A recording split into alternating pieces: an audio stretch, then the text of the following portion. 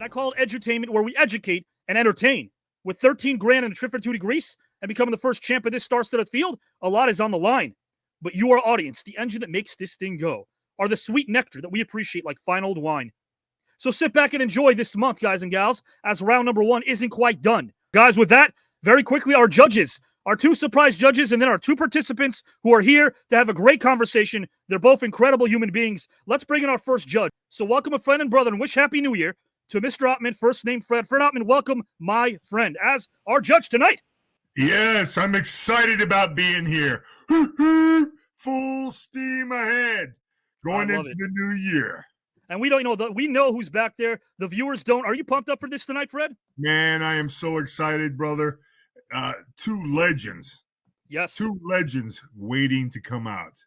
We have another celebrity judge, on location, if you will. The unbreakable records? Check. Many halls of fame? Check. Conquering every sport he's participated in? Check. Poetry? Check. So give it up from Jersey to Denmark. Don't whisper, let's bark, and greet a legendary human being. Last name Henry, first name Mark. Mark Henry, welcome, my friend. My man, I tell you what, everybody looks forward to their introductions.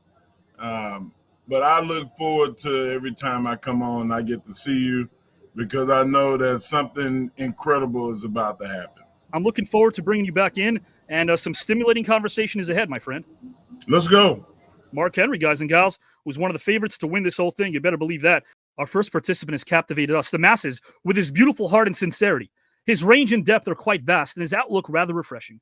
Sure, he was blessed with measurements and muscle competition, but hard work, rain or shine, is what brought it all together. Someone of a kind accolades, guys and gals, a man who has many accolades. How about being a 3-time Olympic diver who won a silver medal and 4 gold? Simply put your hands together for an inspirational legend of a human being. Last name Louganis, first name Greg. Greg, welcome, my friend. How you doing? I'm doing great, my friend. How are you? I'm doing great. Would you like to win the whole thing as well, Mr. Louganis? Sure, yeah. I love it. I'm in it. Greg Louganis, guys, I'm going to put you in the back. Bring in, guys and gals, our next participant who's a legend as well. And then Greg and myself and our next participant will be on screen with Fred, guys, and Mark Henry judging the back. His television career is extensive, but his most famous television role has to be his stint as Detective Mike Hammer. For that, he was nominated for a Golden Globe as the layers were peeled back on a character that wasn't all glitz and glamour. He was added to the Theater Hall of Fame in 2015. He got a star on the Hollywood Walk of Fame in 2019, and he was nominated for an Emmy and won a Golden Globe for 1984's Hemingway. Let us welcome one of the all-time greats, a man whose class personified. First name Stacy, last name Keach. Welcome, my friend. Thank you. My goodness. You said things about me that I don't even remember or knew about. Yeah. Thank you. It's a great honor to be here. And what a collection of wonderful personalities you have. And I love the message that you have on this show, the positive vibe that you are spreading throughout the land. And thank you, sir.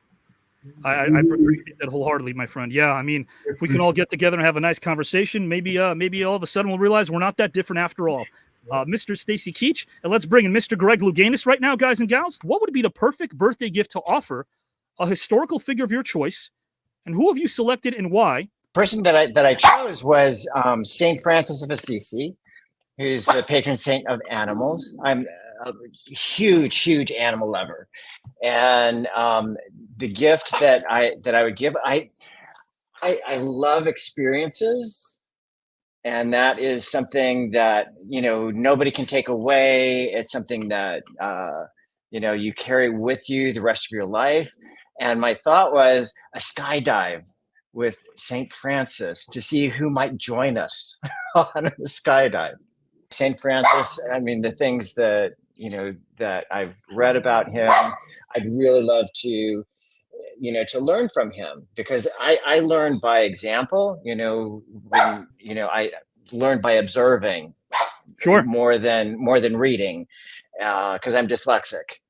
And so, to have that experience, that's something that I would really treasure. And I also, when I started school, I stuttered.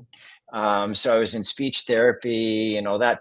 And, that's the reason why the dance and acrobatics and diving, I could show people that yes. That's how I communicated. And I found out just now something that I didn't know that I think that you and I should get together and work on in the future. I was a dyslexic, and I wasn't recognized until the 9th grade. And I got called stupid, and I got called all these lazy, all these names that you got called. And on the other side of the country, going through the same thing. And I always feel like, God puts us in line with people that, can validate what we're saying, but also can help other people through our dismay. When you're an elite athlete and you're dedicating so much time and energy into this, sport or whatever endeavor, when you walk away, it's almost like a death. You go through a grief process, and there was all the Olympians that I work with, I always tell them to be aware of the post-Olympic blues, because it's just like competing at the Olympics is such a high. And, after a high, expect some pretty low lows. And also, the highest rate of suicides is amongst Olympic silver medalists, which makes sense if you think about it. And that was my first experience at the Olympics. I was a silver medalist. And yes, I tried to commit suicide. It was just because I didn't understand why everybody was celebrating me, because I second place, you're the first loser. I was diagnosed HIV positive 6 months prior to the Olympic Games, and so that was, I didn't think I would see 30.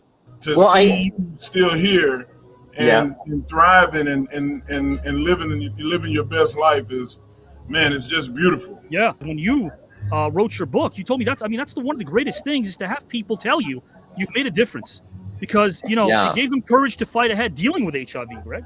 Guys, again, remember, don't ever ignore your problems. Teeth are the only problem where you ignore them, they'll go away. Everything else you can't ignore. So guys and gals, let's topic number one. What would I give a gift to a historical figure? Recently working on Thomas Jefferson, and I would like to give Thomas Jefferson a new wig, because his old one doesn't flatter him very well. I think we would have to go with Greg on this one. Well, there's a lot of things I would give Thomas Jefferson. Thomas Jefferson needed some condoms. If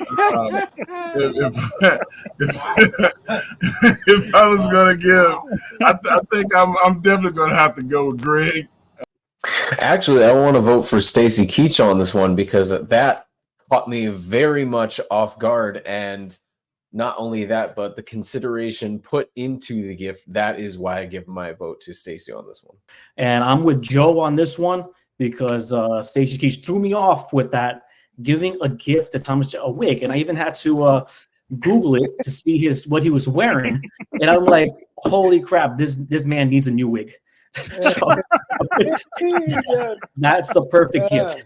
With that, guys, topic number 2 is upon us. Most satisfying movie, TV, or play ending. The classic, I would have to say It's a Wonderful Life. But contemporary, I have to say Sing 2.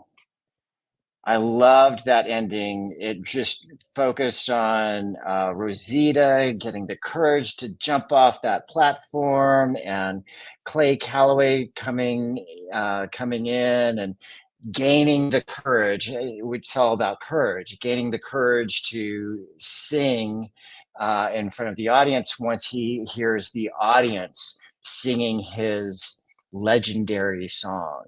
So I thought that was, it brought tears to my eyes. What a great storyteller Greg is as well, Mr. Stacy Keach, and work he's done on stage is absolutely incredible. And that's what we're learning, guys. So we're not just going to be put in a box. We're not just a diver or just an actor. We are multifaceted, and we're learning that tonight. And that speaks to me. I have two. I have one play ending. Hamlet. For me, Hamlet is the last line, or close to the last line of that play, at the end of the play. The rest is silence, is a very earth-shattering expression of the end of our lives. From a movie's point of view, to me, the perfect ending is Orson Welles' Citizen Kane. Rosebud. I always loved that ending. Rose. And it's so provocative. What does that mean? And of course, it raises the question that causes you to, and your curiosity, to go back and look at the movie again. But for this, I am going to go with Greg because I wondered how the ending would pan out, but also it helps to know that someone is able to conquer their fear. In this particular case, I think I'll have to go with Mr. Stacy Keach. We'll start off, guys and gals, with Mr. Stacy Keach. His question is, what truth do you need to know? The most important truth is what's in your heart. I think that reveals everything that is important. We've been talking so much about artificial intelligence. It was a big issue in our recent strike with the actors and the writers. And it's a huge issue anyway. And for me, I'm fascinated with it because I think that ultimately machines are going to be our muscle. And we hope that they're going to be, that their truth is the truth that we imbue in them, to be kind, to be civil, to be respectful of one another, and one another as machines even. What is truth? The important truth is what's right here. Mr. Greg Louganis' question is, what is your focus word, and how does it embody your intention for the coming year? My coach, Ron O'Brien, in high stress situations, what he would do is he'd say mellow, and what that means to me is, is patience and calm, and just giving ourselves the love and the grace and patience. So that's my focus word for the wow year. I love that. Mr. Stacy Keach and Mr. Greg Louganis, we're going to find out who moves on to round number 2 right now. Let's bring in the great and amazing friend himself, Fred Ottman. But in this particular case, for me, I would have to go with Mr. Keach, because heart, spread some of that love and maybe do away with a lot of other bad things that are around. And going into a new year, it'll definitely help, especially with the tide of things that's around us right now.